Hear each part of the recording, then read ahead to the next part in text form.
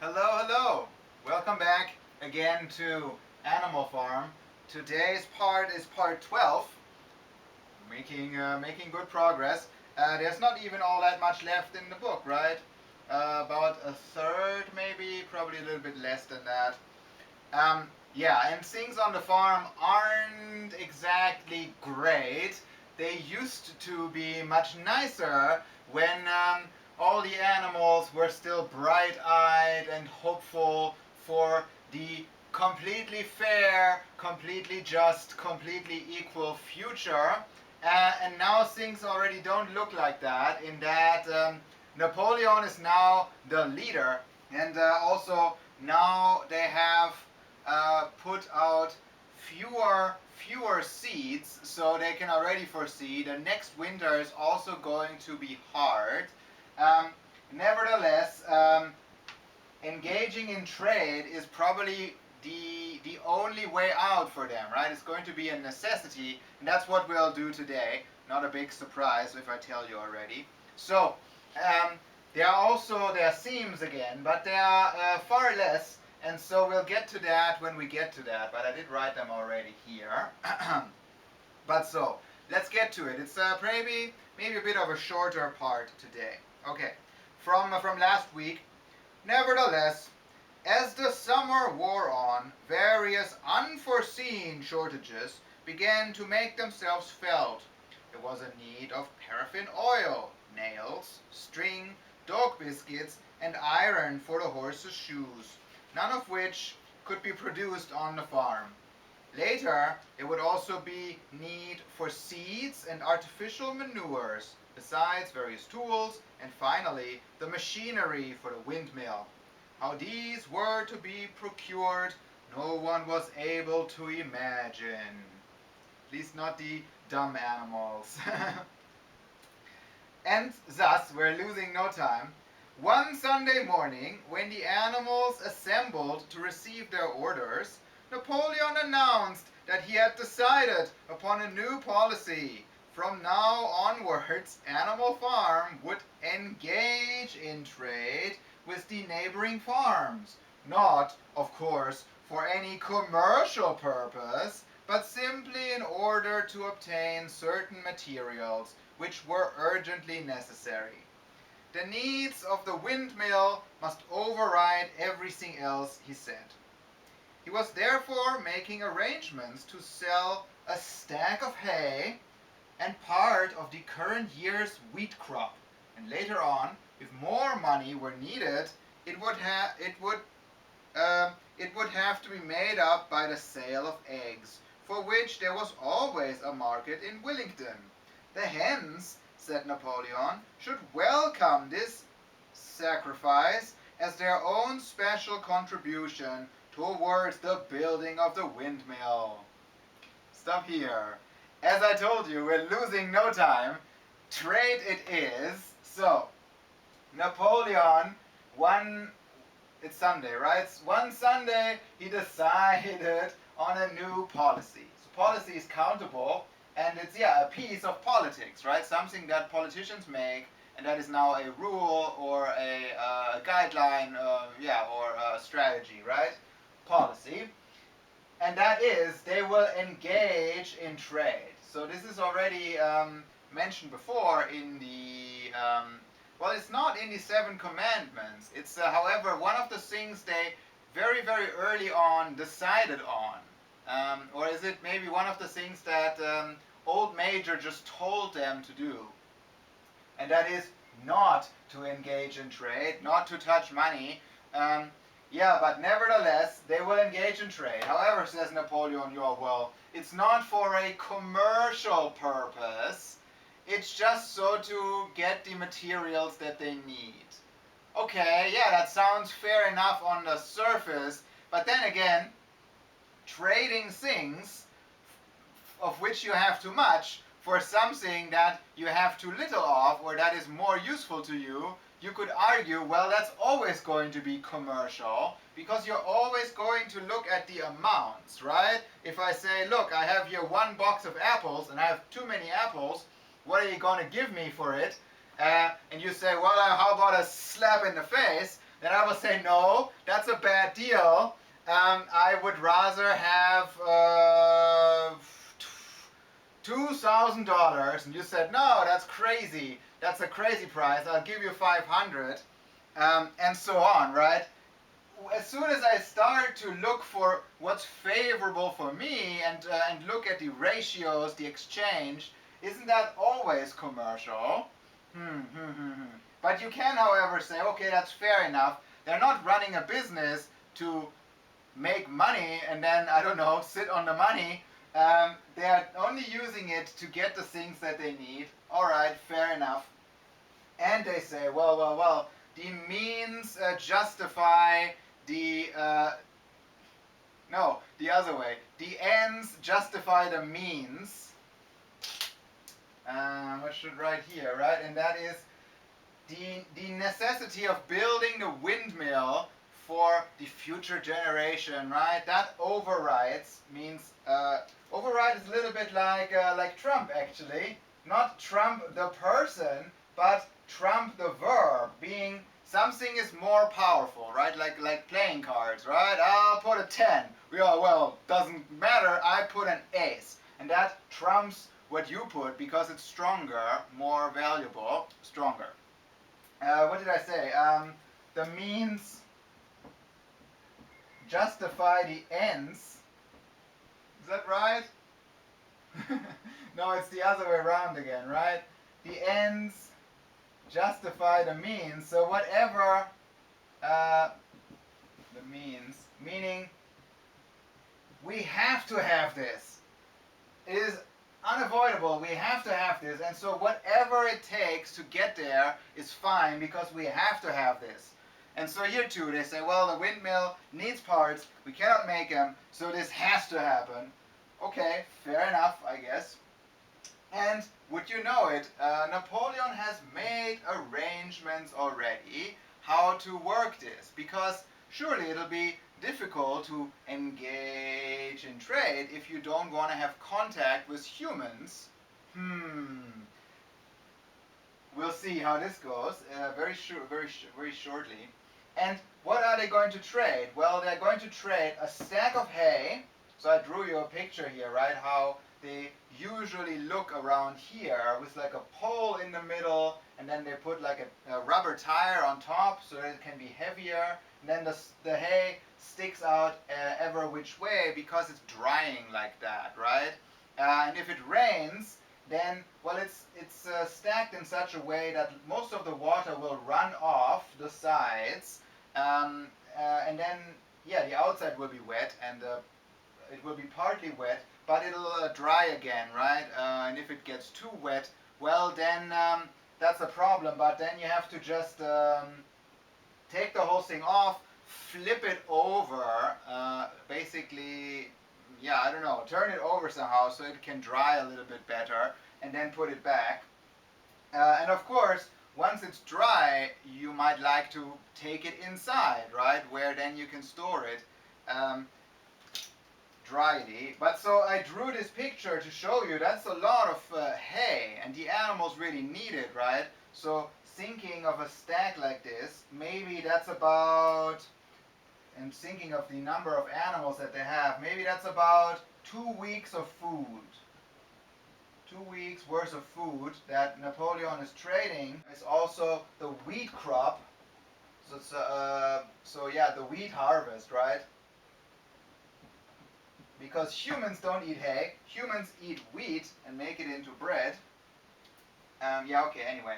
And so yeah, a stack of hay that you can also put together in one word, haystack. There's an idiom, right? Looking for the needle in the haystack.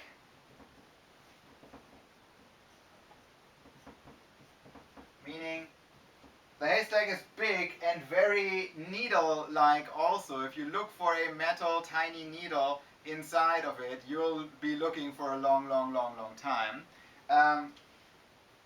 So yeah, it's an idiom, right? That something is very hard to find. Right, yeah, so that is the first part. Let's move on and then we'll get to the seams, right? And also what kind of arrangements Napoleon has already made for them. Oh, and I forgot. So he wants to sell hay, he wants to sell wheat. Okay, that'll make some money. But if that's not enough, he will also sell eggs. And that is, again, something that was mentioned long ago by Old Major in his speech, right? That the hens work so hard and lay so many eggs. And where did all the eggs go? Every single one was sold, and the animals had nothing from it. Okay. Yeah, but nevertheless, if there's not enough money, then it has to be eggs. And Napoleon says, well, first of all, the hens should be happy that they, and then proud that they sacrifice something for, well, Animal Farm. Fair enough, make your sacrifice, but it's this militaristic speech, right? Well, I don't care if you're suffering because you're giving a piece of yourself, right, for the farm, for the benefit of everyone. Eh. Anyway, so now he will tell us how this works, right, with his trade. Once again, the animals were conscious of a vague uneasiness. Never to have any dealings with human beings, never to engage in trade, never to make use of money, had not these been among the earliest resolutions passed at that first triumphant meeting after Jones was expelled? All the animals remembered passing such resolutions, or at least they thought that they remembered it. The 4 young pigs who had protested when Napoleon abolished the meetings raised their voices timidly this time, but they were promptly silenced by a tremendous growling from the dogs. Then, as usual, the sheep broke into 4 legs go, 2 legs bad, and the momentary awkwardness was smoothed over. Finally, Napoleon raised his trotter for silence and announced that he had already made all the arrangements. There would be no need for any of the animals to come in contact with human beings, which would clearly be most undesirable. He intended to make the whole burden, to take the whole burden upon his own shoulders. A Mr. Whymper, a solicitor living in Willington, had agreed to act as intermediary between Animal Farm and the outside world, and would visit the farm every Monday morning to receive his instructions. Napoleon ended his speech with his usual cry of "Long live Animal Farm!" and after the singing of Beasts of England, the animals were dismissed. Huh. Well, you already knew that because I gave you the paper about the humans in the story already, right? Napoleon has made arrangements with a certain Mr. Whymper. Mr. Whymper is a solicitor. A solicitor in England especially, right? It's really a word in England. Is a kind of lawyer. But they're really only allowed to argue law in lower courts. So yeah, it's a lawyer, but more of like a peasant lawyer. You know, England used to be a monarchy, right? And they still have lots of things that remind people that they are all equal, but also they are kind of still peasants. Their little matters are lower, right? And so yeah, solicitor is a lawyer, but it's for lower affairs. Nevertheless, but on the other hand, Britain had a working system of law for a long time. Even in late medieval times, they already had solicitors that would help, again, peasants with their law affairs and would speak for them. And so, Mr. Whymper is a solicitor. He will speak for the animals, even though that seems not necessary because Napoleon will speak to Whymper. Yeah. But so, okay, they need an intermediary. That's also mentioned here, right? The solicitor is the intermediary.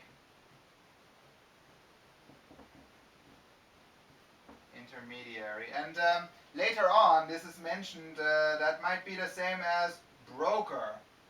Because broker is somebody who well, brokers a deal that's in your name, right? Such as a stockbroker. You call your guy at the bank and you say, well, how much money is there in the account? He says, oh, so and so many thousand. You said, okay, put that into copper. Okay, says he, and then he finds you some stocks that are in the copper industry, right, that you can buy, and then he calls you back 2 hours later and says, all right, well, we put the money, half of it in here and half of it in there, and you say, oh, okay, sounds good. So that's broker, right? Anyway, we're all over the place today. So, engaging in trade makes the animals uneasy because they all remember, or at least they think they remember, that there was a resolution about that, right? About touching money, engaging in trade. And so they are conscious about that. Well, it says here, they are conscious of a vague uneasiness. So they notice that they are vaguely uneasy. Like, wait a second, wasn't there a rule somehow? Um, conscious of is the same as be aware of, so that you know, right? And yeah, back in the day of the first meeting after the triumphant victory, triumphant is great victory, right? After the triumphant victory, after Jones was expelled, did they not have this resolution? Yeah, they all remember it. Um, then the four piggies, these younger pigs that spoke out before, because it's still the same meeting, right? They spoke out before. At that time, they squealed loudly and voiced their concern. This time, they were growled down by the dogs. This time, they're more timid. They're like, wait a second. But they're still growled down by the dogs. And then the whole affair is, well, ironed out and smoothed over again by the bleating of the sheep, which of course are bleating, 4 legs good, 2 legs bad. That smoothes over this awkward situation, but not really so, right? Everyone doesn't forget, but yeah, it takes a long time, and then Napoleon says, all right, time's up, long live Animal Farm, sing the song and you can go. And that's all there is here now on this board. But we are getting to the first theme. Well, the first theme being the second theme, and that is gaslighting. What's gaslighting? Well, that's it's psychological manipulation in where I make you question the things you remember. You clearly remember it, but I'm like acting, what?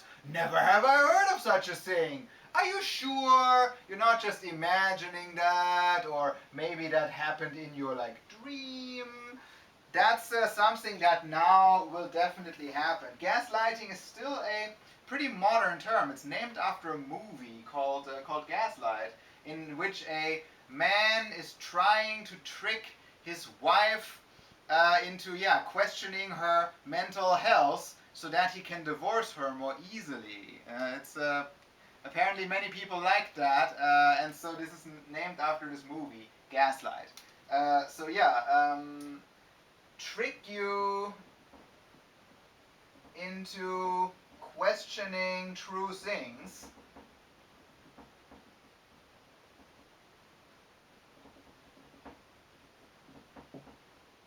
Trick you.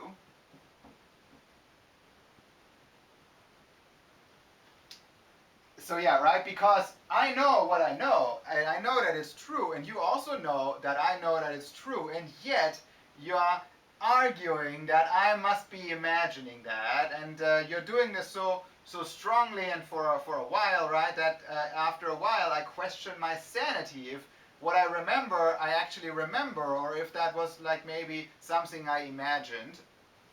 Yeah, that's gaslighting. That will happen now, as we know, right? Squealer makes rounds around the farm and explains the things. That happens now also. Hold on. Afterwards, Squealer made a round of the farm and set the animals' minds at rest. he assured them that the resolution against engaging in trade and using money had never been passed or even suggested. It was pure imagination, probably traceable in the beginning to lies circulated by Snowball.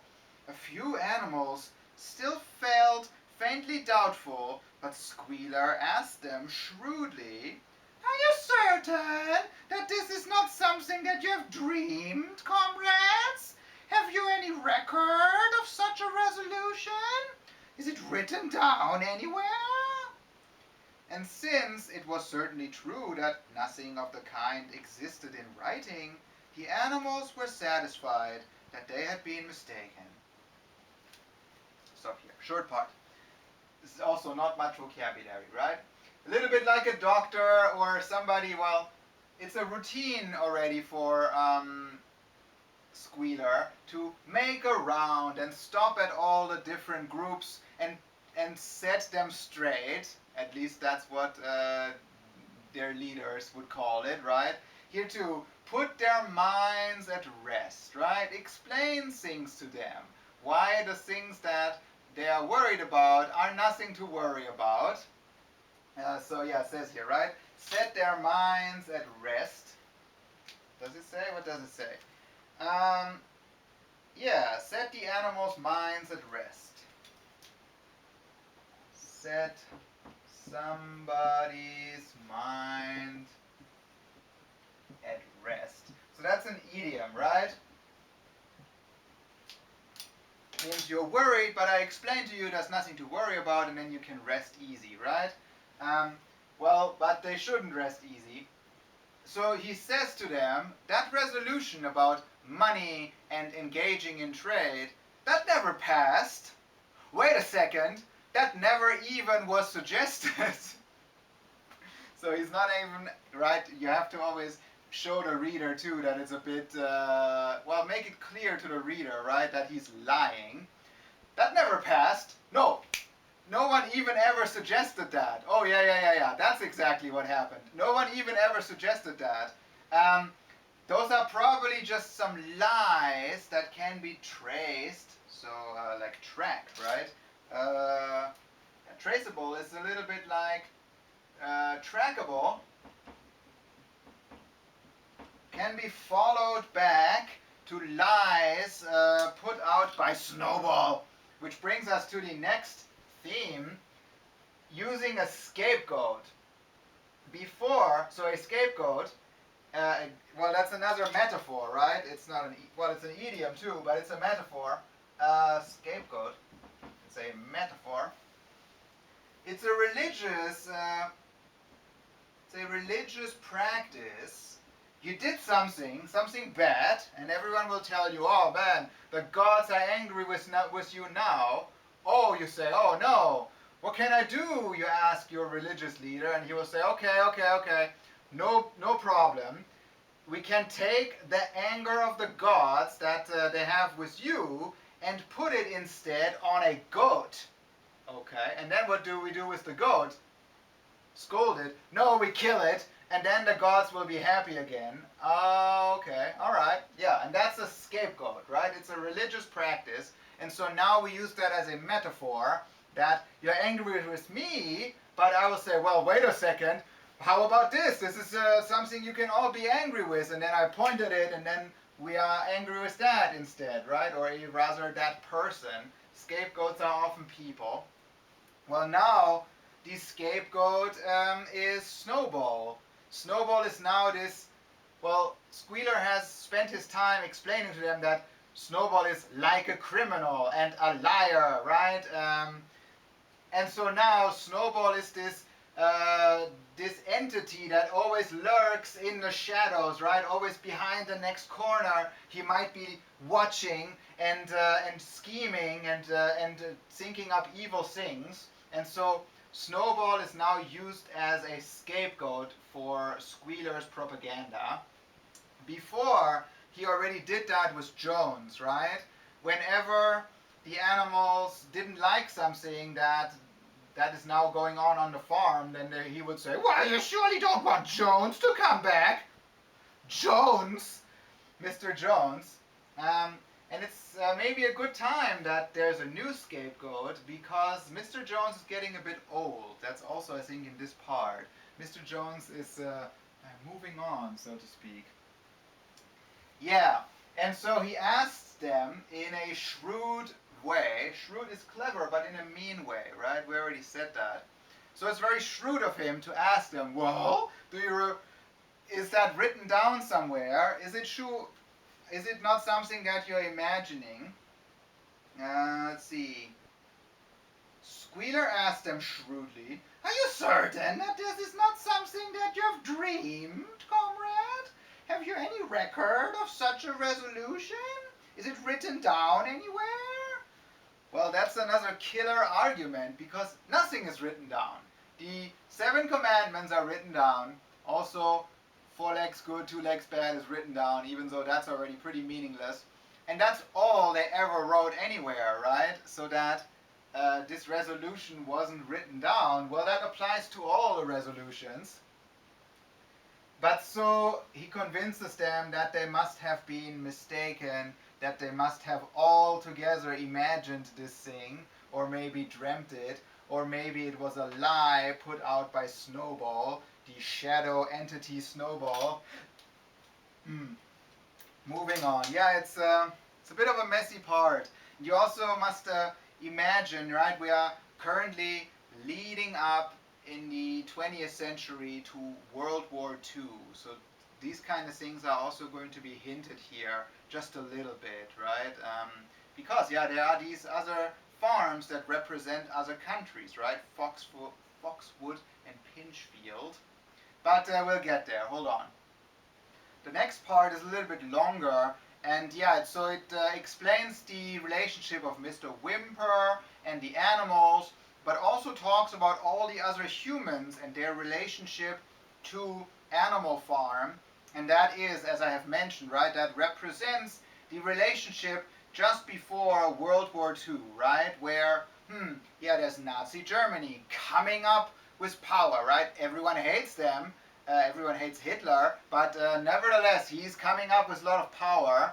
And then there's Soviet Russia, another newcomer to the political game. Everyone else hates the communists. Well, at least the people in power, the upper classes, the people with money, right?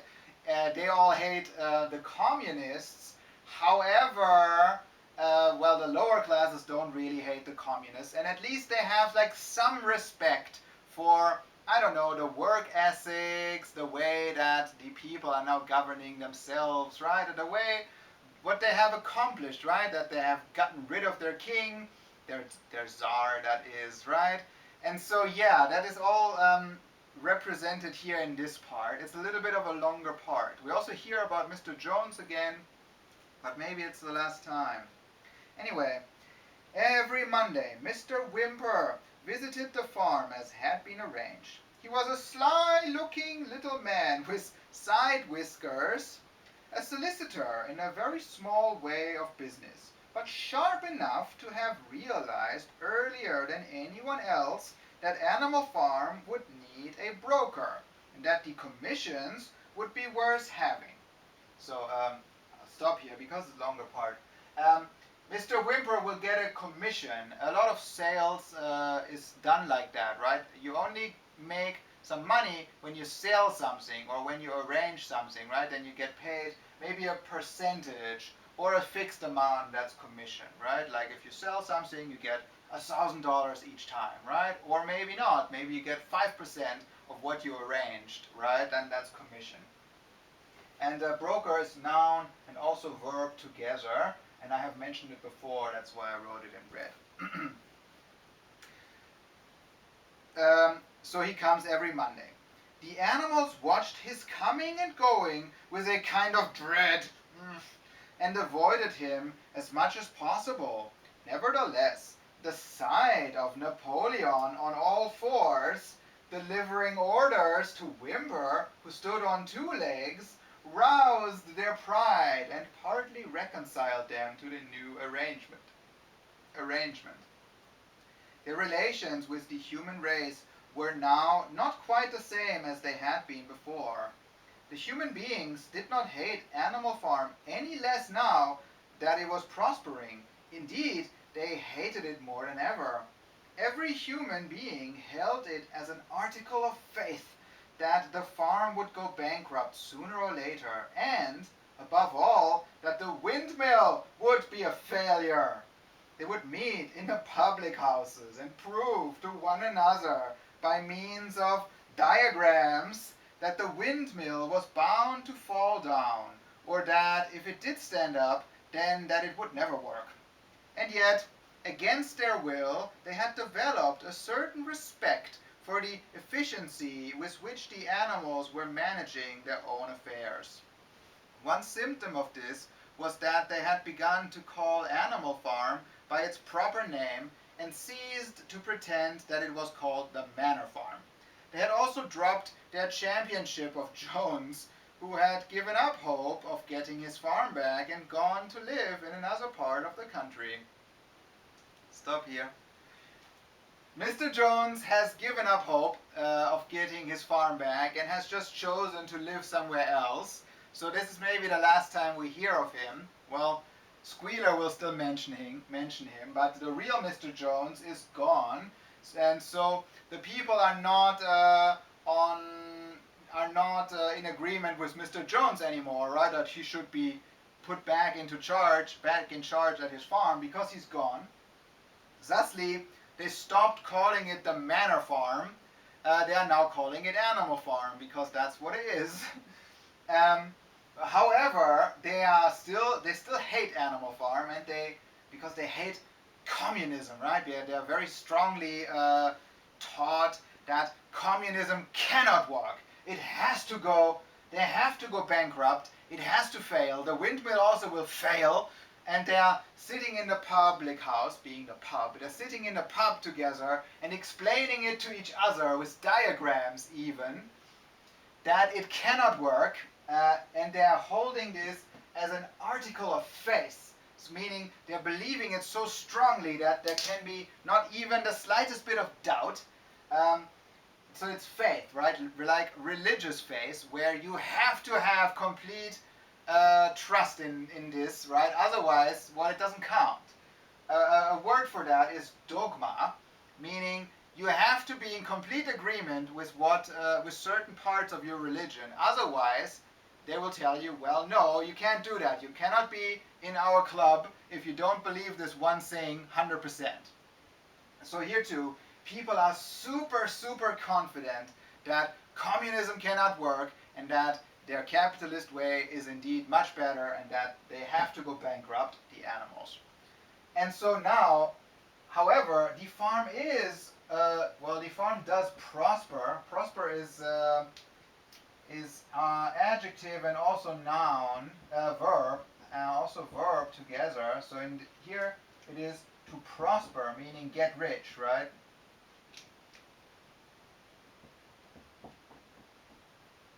So they are prospering, and that makes the humans hate the animals even more. So that's about the other humans. Then we talked about Mr. Whymper here on the top. The last thing is this here, that, well, they hate Mr. Whymper too because he's a human, but seeing Napoleon, who is a pig, on all fours, because he's a pig, give orders to Mr. Whymper, who is a human on two legs, it does rouse their pride. Rouse is a verb like arouse, so make them excited, right? Because animals are now the boss, right? Napoleon is the boss, Mr. Whymper is just the employee, and Napoleon is delivering his orders to Mr. Whymper every Monday. And seeing that almost reconciles the animals to this new arrangement. Reconcile is create agreement that maybe we didn't have before, right? Such as, if I did something to you and you're unhappy and you're angry, well, maybe, I'll say I'm sorry, I'll bring you some flowers, and then you'll forgive me, and then we have agreement again, right? That is to reconcile, like save the situation. Yeah, and that's all there is here. The last vocabulary is symptom. Well, that's just a symptom is something that's part of a disease, right? Here it's used uh,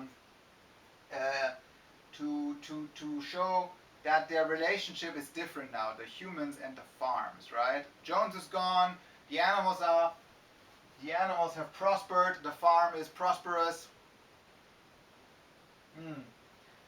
That means if prosperous is the adjective, that means prosper is only verb. Yeah, I'm thinking of something different. Prosper is only verb. If they are prosperous now, so certain things changed in their attitude, and one symptom is they stopped using the word manor farm. They're now calling it the animal farm. All right. There's one more part that hopefully will be a little bit shorter. Hold on. Okay, this is the last part. So we talked about Mr. Whymper and the other people in Willington, the town, right, and their relationship. And now we still want to talk about Pinchfield and Foxwood, which represent Nazi Germany and Great Britain. Except through Whymper, there was as yet no contact between Animal Farm and the outside world. But there were constant rumors that Napoleon was about to enter into a definite business agreement, either with Mr. Pilkington of Foxwood or with Mr. Frederick of Pinchfield, but never, it was noticed, with both simultaneously, because they hate each other. It was about this time that the pigs suddenly moved into the farmhouse and took up their residence there.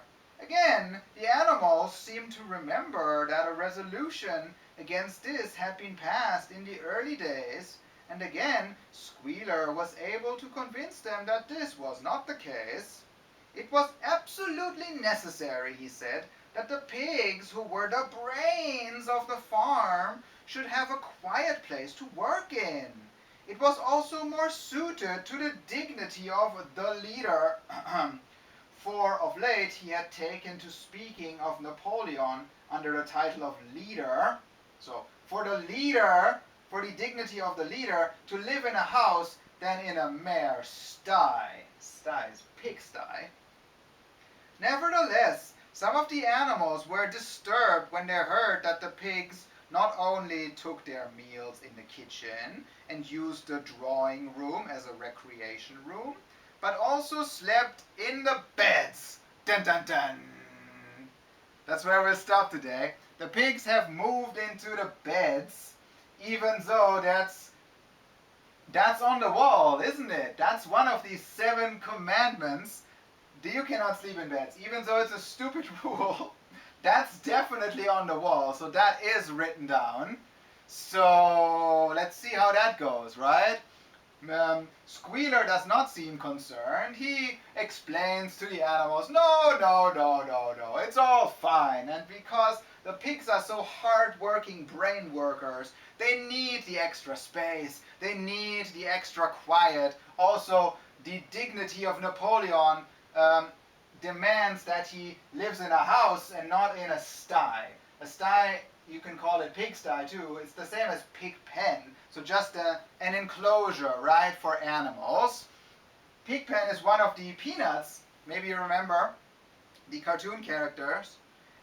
Pigpen is the dirty child. He's always completely dirty, and when he walks everywhere, there's always like a cloud of dirt following him. His name is Pigpen, because that's like the dirtiest thing people know. Yeah, and so there's not too much to say here, right? The pigs spend their recreational time in the drawing room, which is the living room, and they eat in the kitchen and they sleep in the beds. Dun dun dun dun. And Squealer says, well, the house is more suited to the dignity of the leader. And then before that, about Foxwood and Pinchfield. Foxwood once more represents Great Britain, and Pinchfield represents Nazi Germany. And it is rumored, so there's rumors that Napoleon will join a agreement with either one of them, but it can't be both because they hate each other, right? And well, yeah, and Europe hates Nazi Germany, but then again, well, whoever whoever joins up with them is now part of a powerful club, right? Because Nazi Germany does have power. Or maybe Napoleon will join Foxwood, which is just Great Britain and the greater Europe, right? But he can't join both because they hate each other. And that is all there is for today. I think it's gonna be a longer part again. And it was pretty messy. I'll read it to you one more time, okay? Hold on. One more time, all of it together. Nevertheless, as the summer wore on, various unforeseen shortages began to make themselves felt. There was a need of paraffin oil, nails, string, dog biscuits, and iron for the horses' shoes, none of which could be produced on the farm. Later, there would also be need for seeds and artificial manures, besides various tools, and, finally, the machinery for the windmill. How these were to be procured, no one was able to imagine. Thus, one Sunday morning, when the animals assembled to receive their orders, Napoleon announced that he had decided upon a new policy. From now onwards, Animal Farm would engage in trade with the neighboring farms. Not, of course, for any commercial purpose, but simply in order to obtain certain materials which were urgently necessary. The needs of the windmill must override everything else, he said. He was therefore making arrangements to sell a stack of hay and part of the current year's wheat crop, and later on, if more money were needed, it would have to be made up by the sale of eggs, for which there was always a market in Wellington. The hens, said Napoleon, should welcome this sacrifice as their own special contribution towards the building of the windmill.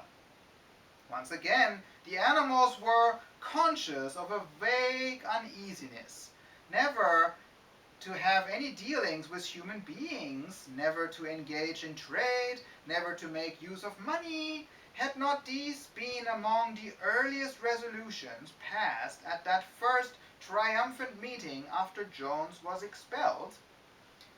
All the animals remembered passing such resolutions, or at least they thought that they remembered it. The 4 young pigs who had protested when Napoleon abolished the meetings raised their voices timidly, but they were promptly silenced by a tremendous growling from the dogs. Then, as usual, the sheep broke into 4 legs good, 2 legs bad, and the momentary awkwardness was smoothed over. Finally, Napoleon raised his trotter for silence and announced that he had already made all the arrangements. There would be no need for any of the animals to come in contact with human beings, which would clearly be most undesirable. He intended to take the whole burden upon his own shoulders.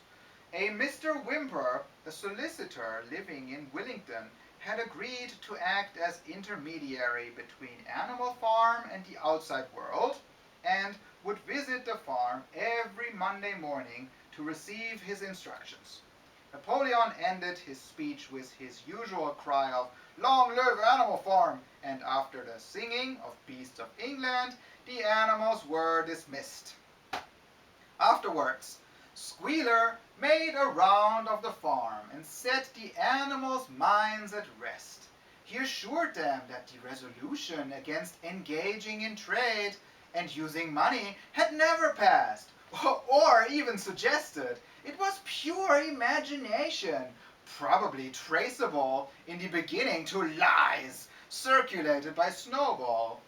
A few animals still felt faintly doubtful, but Squealer asked them shrewdly, "Are you certain that this is not something that you've dreamed, comrades?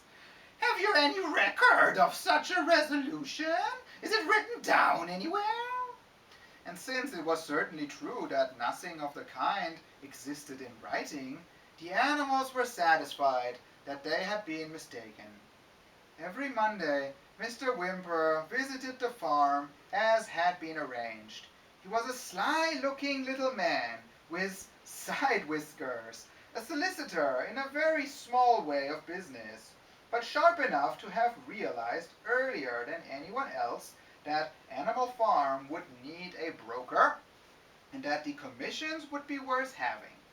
The animals watched his coming and going with a kind of dread, and avoided him as much as possible. Nevertheless, the sight of Napoleon on all fours, delivering orders to Whymper, who stood on two legs, roused their pride and partly reconciled them to the new arrangement. Their relations with the human race were now not quite the same as they had been before. The human beings did not hate Animal Farm any less now that it was prospering. Indeed, they hated it more than ever.